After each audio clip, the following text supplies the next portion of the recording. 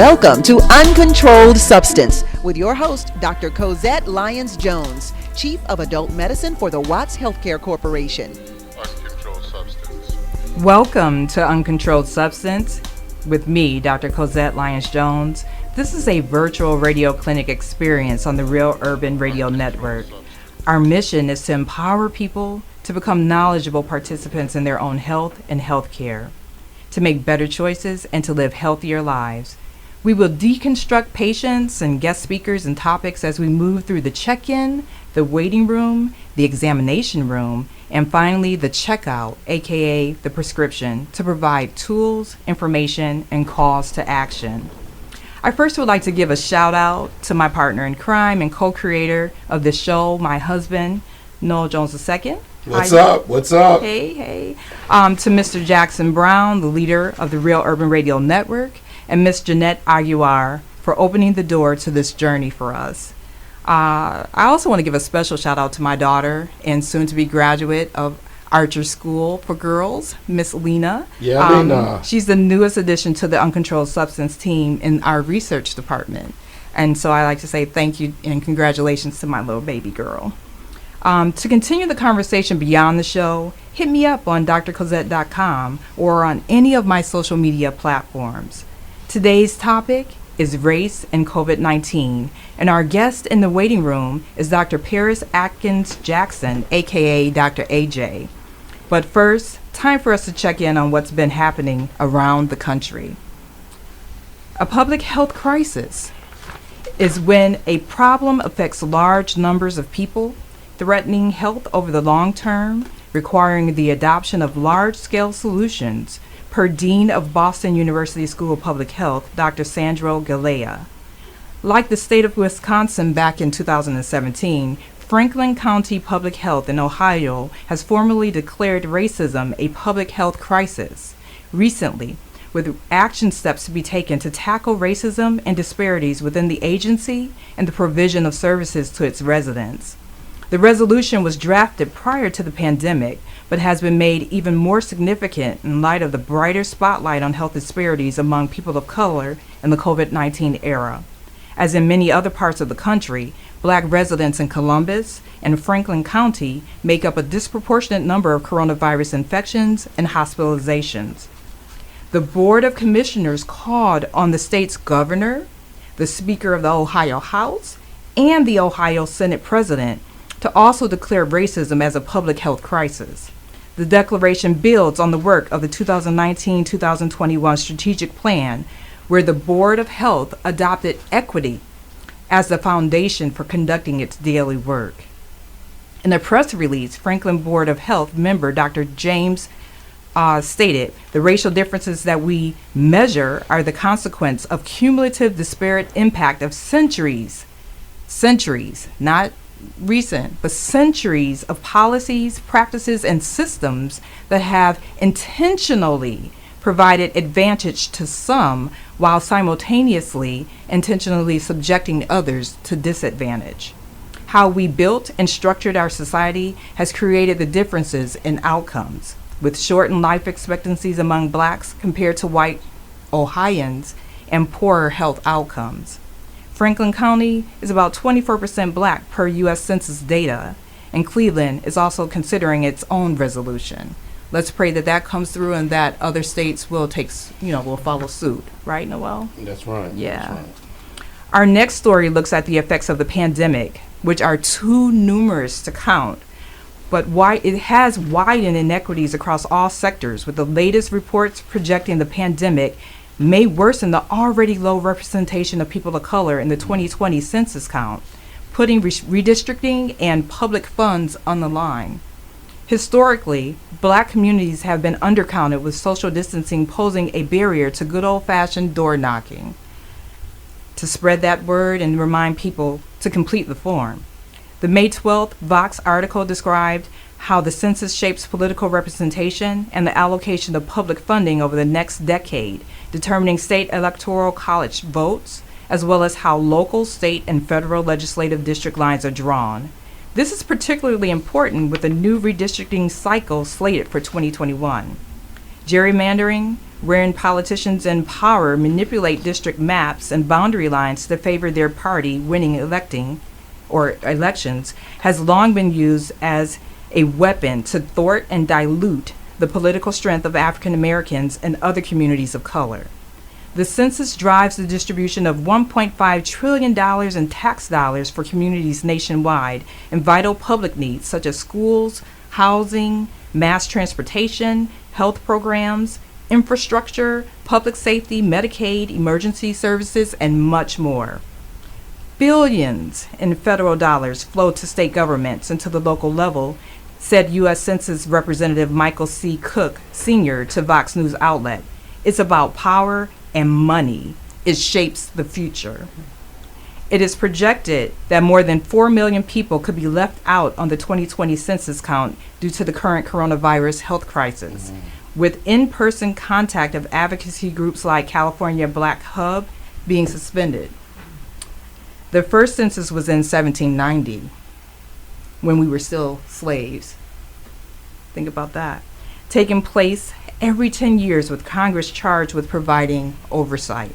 The 2020 census deadline has been extended to October 31st, and I encourage all of my listeners to make sure to complete the form.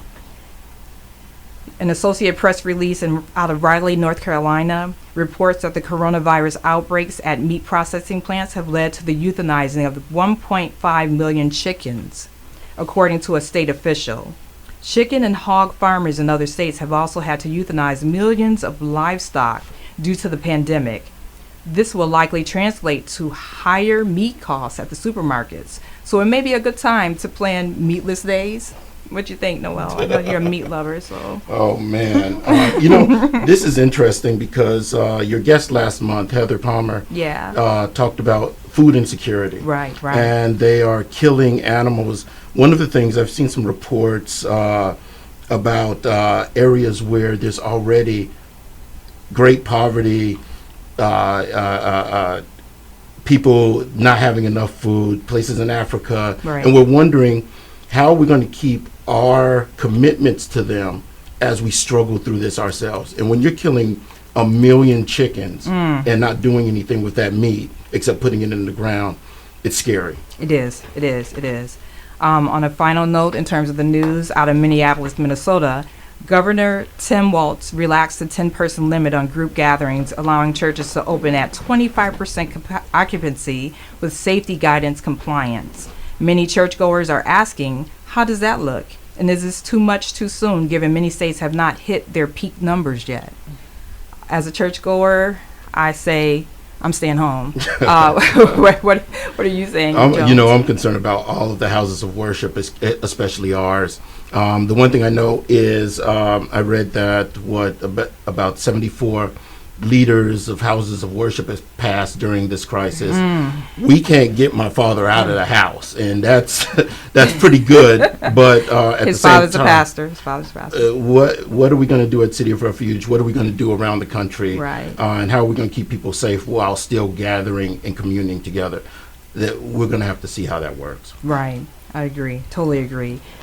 Well, up next on Uncontrolled Substance with Dr. Cozzette, we move to the waiting room with our guest, Dr. AJ, after this soon-to-be brief commercial break. But briefly, Dr. AJ, that's her. We're going to call her Dr. AJ today. Her nickname is AJ, but it stands for Paris Atkins Jackson. She's a postdoctoral scholar at the Center for the Study of Racism, Social Justice, and Health. She earned a PhD in psychometrics from Morgan State University and an MPH in biostatistics and epidemiology from Claremont Graduate University. So she got a big brain. Atkins Jackson is a community-based multidisciplinary researcher whose work seeks to improve quality of life in under-resourced communities. The research uses mixed methods such as qualitative and quantitative approaches to develop surveys, to conduct community health assessments, engage technology, and build innovative programs. At the center, Dr. AJ plans to develop and validate a new measure of racism for use in empirical studies, attempting to quantify relationships between racism, health, and healthcare disparities. And I believe she's on the line now. You want to say hello right quick, Dr. AJ? Hello, hello, family. Hey, sweetheart. Welcome to the How show. you doing? I am Thank good. you. I'm good. Welcome to the waiting room. I'm excited. We're excited to have you here today. The conversation is going to be rich and robust.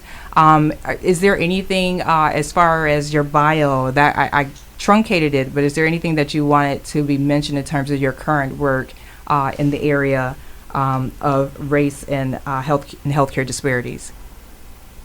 No, but I would like to let the listeners know that none of those titles or positions matter to me. What matters to me is that I'm a concerned community member, and that's where all of my work comes from, being concerned about our communities. Awesome, awesome. She's humble, but she packs a mighty powerful punch. So I'm really excited about the conversation that we're going to have in the examination room, and about what our listeners are going to be empowered to apply to their own walks when they go beyond listening to this show on today. And you're laying a foundation for future conversations on the show. So we totally appreciate your coming on and looking forward to the conversation.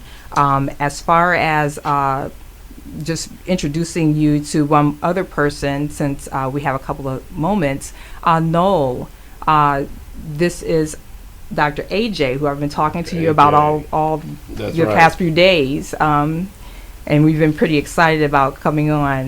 You have any words that you want to express to our guests? Not really. Your background is impressive. I did a few econometrics courses when I was in college, so I know that the metric side of this is serious. The math side of this is serious. And so that puts you in a good position to really look at the numbers hard and give us the real on what's going on. A lot of what I'm going to want to look at as we go through this is, after looking at the numbers, then what is the path forward using that data as a guide? What is the path forward? Because I don't consider myself a social justice warrior, but I believe there are certain things we are going to have to do if we're going to even have a chance to catch up as a culture and as a people. So that's where I'm coming from. Ashe. Thank you for that. Yes, well said. And up next, we will continue in the examination room with Dr. AJ after this brief commercial break.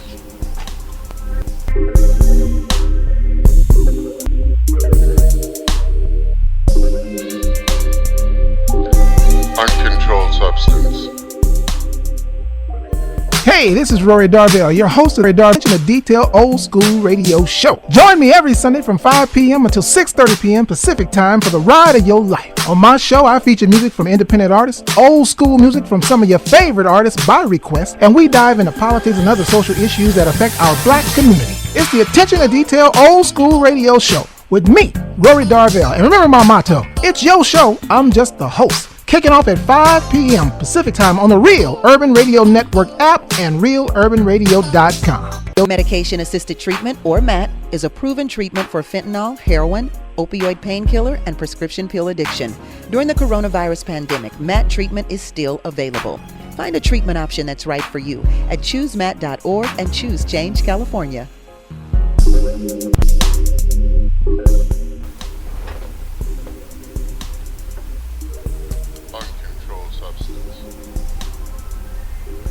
Welcome back to Uncontrolled Substance with Dr. Cozzette, and we are here with our guest, Dr. AJ, Dr. Paris Atkins Jackson. Welcome back, Dr. AJ. Are you on the line? Yes, I am. Thank you for having me. Thank you for coming on. We're going to dive right in. Let's lay a foundation with a really basic question for our listeners, and then we'll build from there. Can you explain to us what is public health? And what is the significance of states like Ohio, which I spoke about up top in the show, declaring racism a public health crisis? Thank you for that. And thank you for having me on the show. Thank you to everyone that I can't meet over there in the studio, everyone that has to do with the show, to the network. down to now baby girl, graduated baby girl, who's now an apprentice. So thank you for all of you. Thank you for the universe and the ancestors for even bringing me into today, because we know those things are not promised. But public health is an organized system of preventing disease, improving health, generally at the population level. So sometimes we're sort of an expansive field. So sometimes we dip into smaller group care like healthcare or medicine. Sometimes we deal with even more individualized care than that. But generally we focus on communities and populations through some of the stuff mentioned earlier, epidemiology, biostatistics. We do planning, we do program planning, and put together all your public health programs you see at the county level through the Department of Public Health. We do the research to make sure we're paying attention to the onset of diseases so that we can either intervene on those diseases or prevent them from occurring. And as I say that, I'm laughing in my head at the jokes being made about epidemiologists. Now, first of all, we're sexy now. We weren't sexy before. But I appreciate us coming up in the world now. I appreciate that. But I also understand the joke about how all these epidemiologists have been warning this administration that a pandemic was imminent and no one was listening because they were saying, "Oh, you scientists, just go sit in your labs and be quiet." And now we're at the present. So public health we cover that whole gamut, even into policy, because if we do not work with legislators and policymakers, there's no way that we create the policies and practices necessary to protect people's health. Exactly. I couldn't agree with you more. And also, in terms of the follow-up on that, the significance of states like Ohio and Wisconsin declaring racism a public health crisis. What do you say to that? Well, first of all, that is, that is everything. And for two particular reasons. So it establishes a precedent, which is very important in these kind of systems. I don't know if you're into interdisciplinary literature, that's sort of my thing. I tap into all different kind of things. So if we use the language of post-colonial or even colonial systems, the way that these Eurocentric systems are set up, sometimes we have to make stands like enter legislators' spaces and say, you need to declare this a public health crisis. We've built the evidence over decades upon decades. I mean, W.E.B. Du Bois was proving this in 1899. Right. That it's all about racism that is causing people poor health. So that precedent, the push for Ohio to do that declaration is important because it calls on other policy bodies to recognize that it is time that we make the shift. And then second to that, a designation calls for then the allocation of resources. Right. And that's often why people don't want to make such declarations, because it's sort of what Clinton did. It's you acknowledge that slavery existed and we're going to apologize and stuff like that, with President Obama and Clinton being very involved in these conversations. That's right. But then what's next? Where's the justice? That's right. And when you make those designations, it forces us to start conversations about reparations. It forces us to start conversations about how do we allocate resources to rectify these historical problems in our society. So, in looking at it more deeply, how does poverty and health, employment, housing, these social determinants of health factor into what we're seeing in the COVID-19 pandemic? Ooh, child. I'm hitting you. Like we can get on somebody's porch and have this kind of conversation right here, because these are things that people in their everyday homes have been saying for a long time, that I am so sorry that people have had to say that on their porch fronts, and it's taken research a slower amount of time to prove it. Right. But these are things we know. We know that income drives whether or not you have enough money to pay for healthcare services. And we know this is impacting certain communities of color, making hard decisions. If you're losing your job, you're making a hard decision whether or not you want to see a doctor and pay a copay or pay any kind of cost that's going to incur if you don't have a job and don't have insurance. Right. People are having to make real life decisions. We know things like segregation and housing impact whether or not you have access to quality resources. I mean, in some of our neighborhoods, you know what I'm saying? You know, they're playing triage games like first come, first serve on services. And so if you've still had to work this time, and many people of color have still had to work throughout the pandemic, then you're coming into the hospital environment not getting the care that you need. Right. So then access and segregation and housing and income and employment and all of these things that happen at a societal level are actually impacting our health. It's not specifically the virus, and I think people have heard this over and over again through the news, that it's not the virus that's targeting specific groups. And we get comfortable with that in society where we blame people for their health conditions. But it is our society that relegates immigrant populations to jobs that require them to work through a shutdown, or jobs that are easily terminated in the middle of a pandemic. It is our society that exposes Black people to repeated stressful experiences and then restricts their access to health care and resources because of pre-existing conditions. And then after we develop those pre-existing conditions, then they're exacerbated by a COVID-19 epidemic. It's our society that won't allow, and this one I just became aware of, won't allow the LGBTIQA community to give blood, even though we desperately need blood in our blood banks, as if something is different about their blood than everybody else's.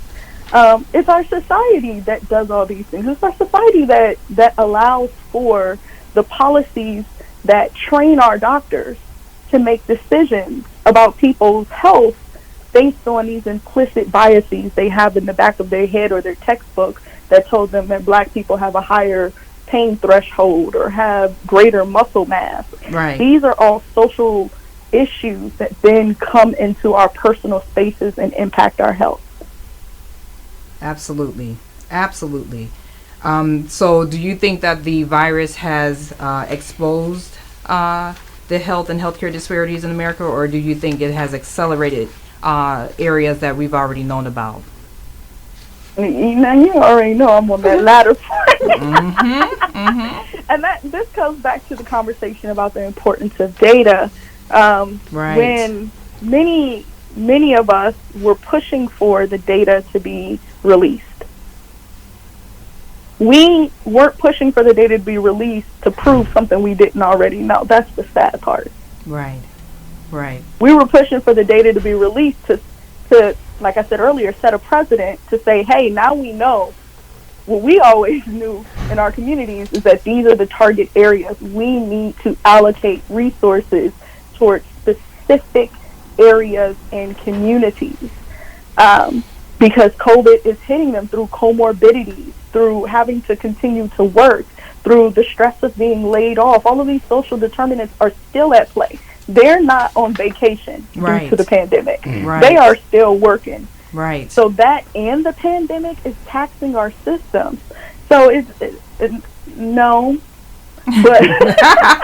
but we but I think for some people they are learning. So, you know, I don't know what to say about those people who are just catching up to over 50 years of data. Yes. But this has been evidence-based. We know, what is the common phrase, when America catches a cold, Black people get the flu. Yes. These are all things we've commonly known. COVID is just another example of that. And so all many of us can do who are in this realm is fight to save every life that we can. Right.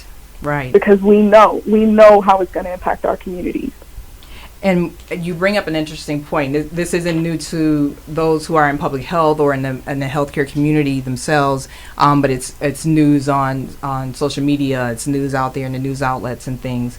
But you can replace COVID-19, and we remember COVID-19 from my first show last month. That's the disease. It's not the organism. That's the disease. So COVID-19 can be replaced with diabetes, or it can be replaced with the word hypertension or cardiovascular disease, and you would have the same situation. It's not new. Or depression. Exactly.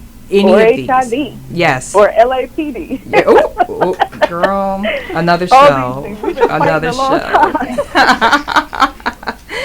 And so in terms of the data, you mentioned the importance and the significance of data, and we have about a minute left before we go to our next break. For you to just comment on, why do you think it took the CDC so long to get on board with putting the data out as far as race-based data? I've been thinking about this question. And so this one I'm going to have to take off my research hat and just be a community member and tell you just flat out, these people are not organized.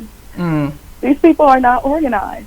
And some of it is politics, that the kind of administration we have in place is blocking a lot of easy procedures that would normally flow. But it's also that these kind of colonial systems have awkward ways of talking to each other. Yes. They're not very fluid.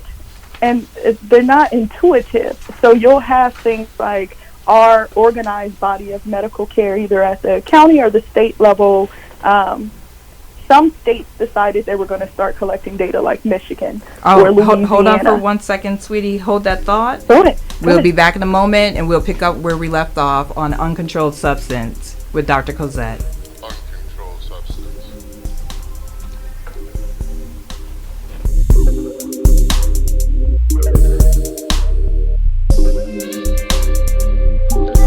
Uncontrolled Substance.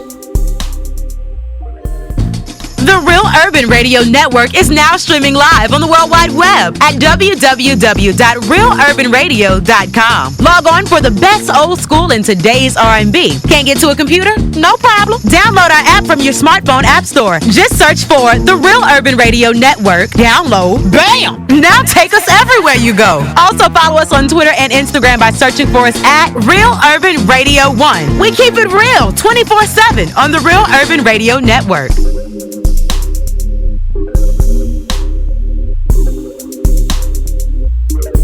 Uncontrolled Substance. Welcome back to Uncontrolled Substance with Dr. Cozzette on the Real Urban Radio Network. Today's R&B and Old School Radio Network. We're with our guest in the examination room, Dr. AJ. Hey, AJ, you there? Hey, hey. Hey, hey. So we're going to go into a deeper dive on this. Can you talk specifically about, how about picking up where you left off before the break as far as the data? Yeah, I was saying that states, and we've seen this play out in the media, states have a certain level of control over their health and public health programs and policies.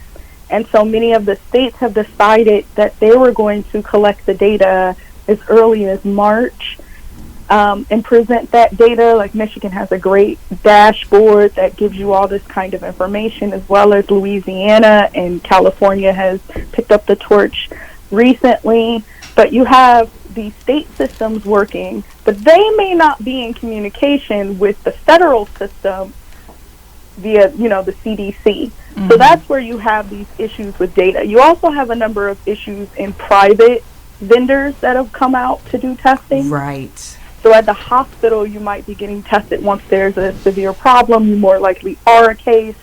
And so that gets recorded. But they might be just presenting the number of people who have been diagnosed or the number of deaths. They might not be reporting the rest of the information, like race or age. And then that information is slowly getting to the state and aggregated, and then even more slowly getting to the CDC to then be reported. So these systems don't communicate well with each other. So in terms of testing, I know early on I mean, this has been a challenge for me as a physician, in particular in our setting in Watts. I look at the community and I look at how testing was prioritized to the hospital setting, and emergency room setting, and the communities were kind of left out as far as even having access to testing kits to be able to test the people that we serve. How has limited testing availability affected our ability to alter the COVID-19 disease course from an epidemiologic perspective? Well, it's prolonged the epidemic in the U.S. specifically. When people aren't tested, they continue to spread the infection. That's just basic stuff. And you hear epidemiologists screaming this kind of stuff around the nation, like, please just make tests available, do contact tracing so that we can figure out who's in communication Right. or exposing other individuals so we can track the disease the way that we were trained to track the disease. Let us do what we do. Some people don't even know they have it. My mom gives me probably 30 excuses just to go to dollar store. And one of those excuses is often like, well, I don't feel sick. And I have to look at her and go, now look, woman. I done told you several times you didn't see. And she's quick to quote Chris Cuomo on CNN. Mm. Yeah. Then I have to remind her, you know Cuomo done told you. You can pass it and not know that you are sick. Please stay yourself in this house. Where are you going, lady? So people are spreading it and don't know. It's allergy season. They think they have all kind of other things going on, and it may be COVID. So we need widespread testing. And many of the tests, LA County did this, and it burns, just makes me upset, where once they made testing available, it often wasn't in our community. So you had to make an appointment. So now you have to have some kind of digital literacy. You make an appointment on their website, which is not easy to figure out. Exactly. They're often at the hours where many of us work, so I had to take off time to drive my mother to the testing site. And we have not gotten her results, by the way, and she took her test in March. Still have not gotten the results. But it was way in Manhattan Beach, and we live in Compton. That was the closest site for us. I happen to have a car. What about people who don't have transportation? It's like, these are the procedures, the policies, the racist, inconsiderate practices that lead to disease increasing in our communities. So in terms of people of color being overrepresented among the data for COVID-19 positive cases and death rates, why is that in a nutshell? Because we still working.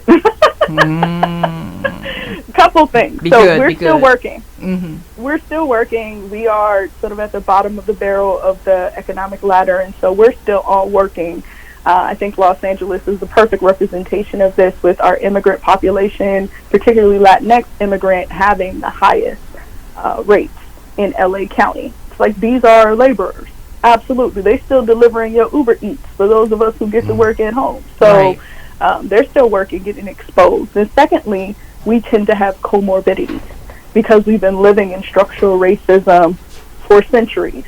And so the wear and tear on our bodies have caught up. People are 20 with hypertension and diabetes. Right. And people will tell us, oh, that's just health behavior. Stop eating peach cobbler. It's like, but if all my food is preserved with sugar and salt, then how am I getting away from this disease? If you won't give me access to healthy food, I have to drive out to Trader Joe's and Whole Foods to get something, then how am I expected to survive? That is all structural racism. I'm thinking, I get overwhelmed thinking about the situation, because it's something that has been burdening my heart even pre-COVID, as far as the barriers to getting better health is not all in the hands of the individual. There's many things at play here, and that's what we're talking about now in terms of social determinants of health and race and racism. Let's bring it down. Just make it straight, no chaser. How is a black professional who's making good money, possessing a health insurance card in their pocket, still at a disadvantage in America in terms of contracting COVID-19 or just having good health in general? This is the story of my life. That's why I'm chuckling. This stuff keeps me up at night. And I was recently telling a colleague at the New York Times about this, that how I wake up with that fear often that my college degree, my PhD, will not save my life because racism trumps many of the other social determinants of health. So I might make a little bit more money than many people from the community that I'm from. You know, shout out to Crenshaw and Jefferson. Yes. I might, have the PhD and have the health literacy and the digital literacy to understand these systems. But when for example, and I was recently given 2-week notice at UCLA that my job will be ending. So I will be left without health insurance. So when I show up to the emergency room, if I get sick and tell them I don't have health insurance, the implicit biases they have about a person like me will still exist, irrespective of my PhD. That's right. The stressors I will have been through from institutional and internalized racism will still have an impact on my body, irrespective of my education and income. So it doesn't save us. It may buffer a few things. It may allow me to, know who to call and curse out from time to time, but it won't save my life. And that scares the crap out of me because I invested in the model that if I got this education, it would give me an advantage. And we are not seeing that in the data. We are saying that people with higher income and education have the same disparities with their counterparts as people with lower income status. So you paint a bleak picture here, but we're optimistic, and we are warriors in the fight, and I own it, and so do you. As far as the fact that we are not going to reach health equity during this pandemic, we know that. So what can we do to keep disparities from widening, I guess, and to address the root causes of existing health inequities? So my best suggestions, I acknowledge that we have not gone as far as community members have needed us to go. So I apologize to my people and my community for that. My best suggestions are, number one, don't get sick. And I know, I know, given everything I said, what that means. But that means that we have to get creative about our self-care. So we can't do some of the things that might have healed our soul, like getting together on the corner. Like, I might have to virtually get with you on the corner. We might have to do a walk by. Right.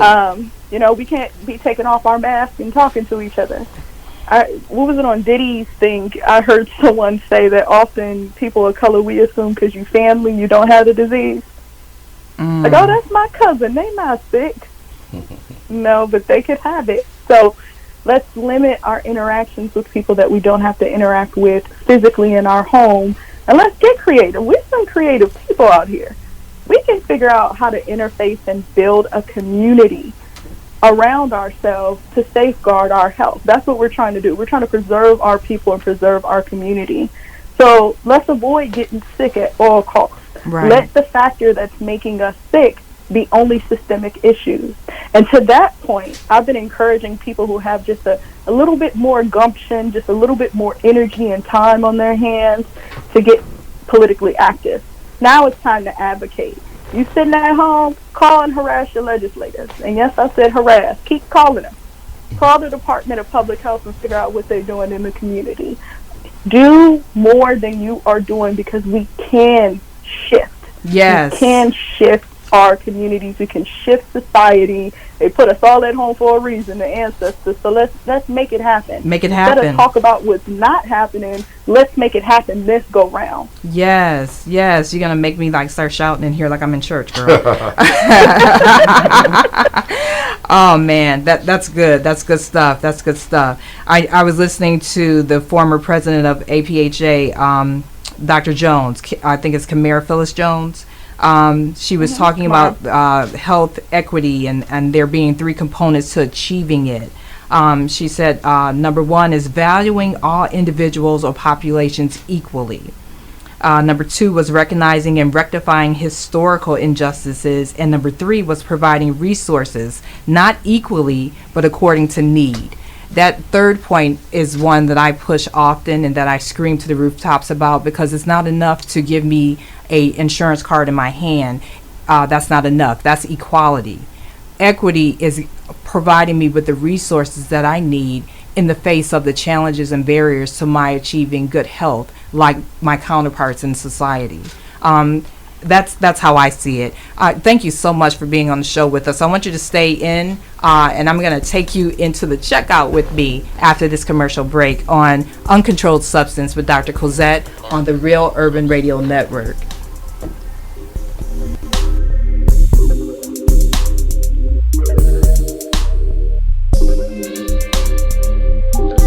Uncontrolled substance.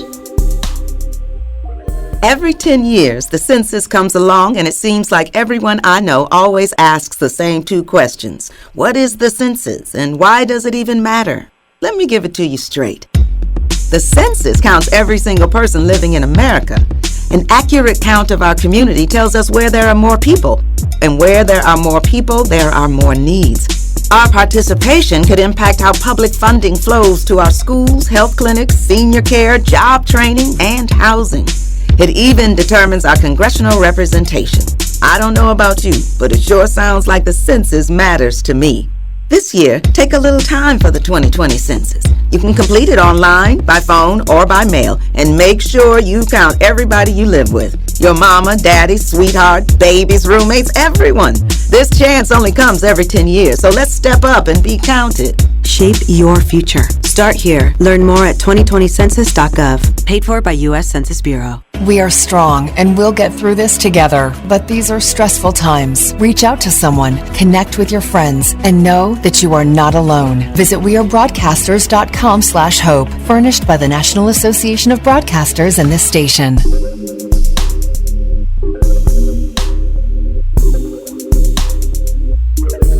Uncontrolled substance. Welcome back to Uncontrolled Substance with Dr. Cozzette. I am here with Dr. AJ, who has been blessing my soul on today.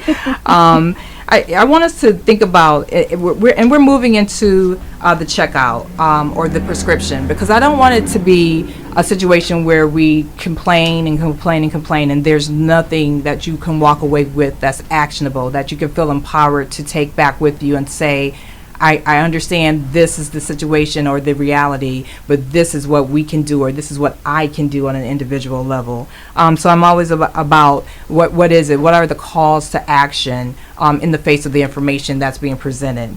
I think about. I want the listeners to think about what you've been explaining and describing to us in terms of the social determinants of health. So they have this big term, this academic term now to apply to where you live, where you eat, and all that. So I want our listeners to think about their health. Think about your health as the condition of your body, your mind, and your emotions within the context of where you live, work, and play. Because it is within this context that your health is being shaped. The term for this, again, is social determinants of health. Did you want to add anything there, AJ? No, just an encouragement to do what you can in those spaces to stay well. Make a decision to stay well in those spaces. Yes. And I implore you to ring the alarm regarding equity and allocation of resources to those in greatest need. Access to quality education as the seed to achieving better health and financial literacy, and for local, state, and national drives to address joblessness, poor built environments, food deserts among black and brown communities with, and it hurts my soul, way too many fast food restaurants and liquor stores on every corner. In these food deserts, the lack of green space to exercise and for our kids to play in, and then and this is a new term that I came across in my research, the sacrifice zones. The sacrifice zones of Asthma Alley, which is in South Bronx and the Long Beach areas, and then there is the Cancer Alley. Right, Cancer Alley is in I think the Louisiana area. Around the Mississippi. those are areas where they know that the rates of these diseases are high because of the environment. So that's not a choice of the people in terms of what they ate or drank or the exercise they did or did not do. It's about the environment itself. So it's environmental justice that I want people to ring the alarm on in terms of bringing equity to these populations. Noel, you have any comments on that? Not on that specifically, but I love the prescription. Yeah. The prescription is the part that where we look at what's been done, look at the information we have, and then we look at how we want to go forward. One of the things, my birthday was a couple days ago. Happy birthday. Yeah. Happy birthday. Thank you. But what I realized is at 48, I'm not physically where I want to be. And then COVID comes and it's scaring the heck out of me. I would have said something else, but there's some church folk on the line. So the one thing I've told myself is I'm going to go on a COVID diet and exercise, meaning I expect that there's going to be, unless a vaccine comes out, and even if a vaccine comes out, 2 or 3 years of this thing being endemic in our population. And I'd love for you, Dr. AJ, to talk about that after this and tell me what you think. But if that's going to be the case, I can get healthy in a few months. I can work to bring down my weight. I'm pre-diabetic. I can work to stay from being diabetic. I can work on my hypertension, which is already coming down. But I can work on myself and prepare myself for possibly getting this if one day my mask comes down in a grocery store and I catch something. So if you could talk about what we should prepare for over the next couple years from your point of view, but also some of the things we can do, mind, body, and soul, to be prepared. Yes. I'd love to. So there's a series of infographics that we were able to push out at UCLA with the help of my entire support system. So all my friends and family that are listening on, they often review my work because they all feel like this is their PhD. Amen. So Takes a village. Great Takes a feedback village. right there, like we graduated. Okay. But there are levels to it. So at the basic self-care level, let's do those basic things. 6 feet. Make sure you have fresh airflow. Make sure that you're checking your temperature. Make sure you're disinfecting. You're using your mask. And you're reducing your exposure to crowded surfaces like church. Maybe you're the one person who can do church online. So do church online. And let the people who need to go in can go in if we're going to structure our society in a reduced format. But then take yourself up to the spiritual level once you master your basic self-care. Start working on what you just shared. Work on your physical health.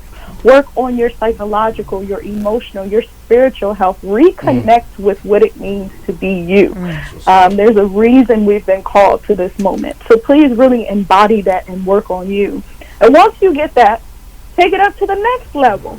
Work on community care. Amen. Make sure our community members aren't out here suffering. You know, there's plenty of organizations donating food and necessities. Are you volunteering? Get in here and help out wherever you can. You know, I often send $20, whatever I can, out to my artist friends, right? Just to sort of say, hey, I know you're not working, family, but you know what? I had a little extra this month. May you have it. Yes. That's what's so up. we can do those community things and then take it up to the next level. Yes. Make that decision to put the pressure on the system to change, because it can change. Look what we did with getting stimulus checks to people, with getting people released from incarceration. Look what we did. I love it. We can do more. Yes. We can do more. Keep the pressure. So in the last 2 minutes or so that we have, I wanted to drive home a couple of points. One is I wanted to encourage our listeners to participate in the census. Health equity stems from representation. Churches can be conduits of information and direct and influence their members to go online and to complete the form in time for the deadline on October 31st. Another piece that I want to make sure to drive home is it's the holiday weekend. More people are out there at the beaches and things. So I wanted to give some safety advice from a medical side. for a moment. When you're going out there and you're gathering outdoors with your tribe, minimize the number of households that are in one space. So it's not just about the number of people, but it's the number of people from different households that's important, because that increases your risk of contracting this disease. Being outdoors is better than being indoors. Amen. That reduces your risk as well. Don't eat out of the same containers, and don't share the same serving spoons and dishes like in buffet style, but even bringing your own dishes or having your own dishes in potluck that you bring in and you eat out of your own dish. Social spacing according to your family household. Those are some of the things that I would encourage people to consider when they're gathering together. It's okay to go swimming. It's okay to be in the pool. It's okay to be out, outside and do whatever.